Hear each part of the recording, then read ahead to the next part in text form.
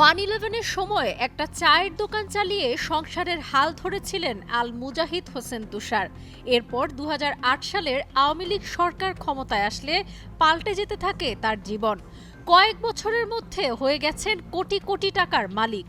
নিজ উপজেলায় যুবরাজ হিসেবে পরিচিত এই নেতা অবশেষে পালিয়ে গেলেন বোরকা পরে। তুষার নরসিংদীর পলাশ উপজেলার ঘোড়াশাল পৌরসভার মেয়র ও উপজেলা যুবলীগের সাধারণ সম্পাদক। 5 অগাস্ট সাবেক প্রধানমন্ত্রী শেখ হাসিনা পদত্যাগের খবরে স্থানীয় লোকজন তুষারের বাড়ি ও ব্যবসা প্রতিষ্ঠানে ভাঙচুর চালায়। ওই সময় কৌশলে বোরকা পরে পালিয়ে যান এই মেয়র। সঙ্গে ছিল কোটি টাকার ব্যাগ ও শতভরি স্বর্ণালংকার ও দলিলপত্র। 2008 সাল থেকে টানা 16 বছর দুই মামা সংসদ সদস্য থাকাকালে অঢেল ধনসম্পদ গড়েছেন তুষার। বাগিয়ে নিয়েছেন দলীয় পদসহ সামাজিক সংগঠনের শীর্ষ পদ।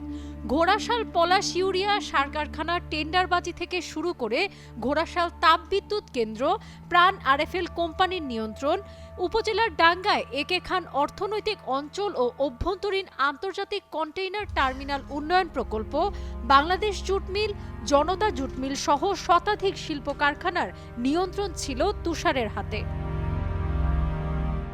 2008 সালে তুষারের মামা আনোয়ারুল আশরাফ খান দিলীপ নরসিংদী 2 আসনের সংসদ সদস্য নির্বাচিত হলে উপজেলা ছাত্রলীগের অর্থ বিষয়ক সম্পাদকের পদ নিয়ে রাজনীতিতে পা রাখেন তুষার। পরবর্তীতে 2011 সালে বিয়ে করেন এমপি আনোয়ারুল আশরাফের মেয়ে আফরিন সুলতানা তিথিকে। তাতে রাজকন্যা সহ রাজত্ব পেয়ে বসেন তুষার। রাজনীতির মাঠ থেকে সবখানে একক আধিপত্য ছিল তুষারের। 2018 সালে মামার জোরেই পান উপজেলা যুবলীগের সাধারণ সম্পাদক পদ ও 2019 সালে নির্বাচিত হন Narsingdi chamber of commerce and ইন্ডাস্ট্রিজের পরিচালক পদে।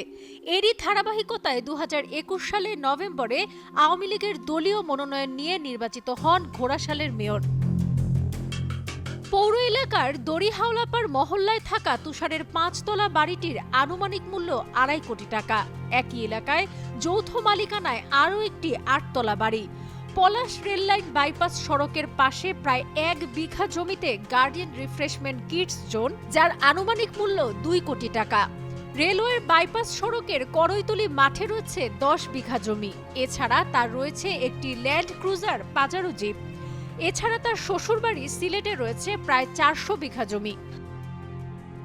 নরসিংদী থেকে মনিরুজ্জামানের পাঠানো তথ্যচিত্রের ডেস্ক রিপোর্ট, সাবরিনা কাজী, কালের কণ্ঠ।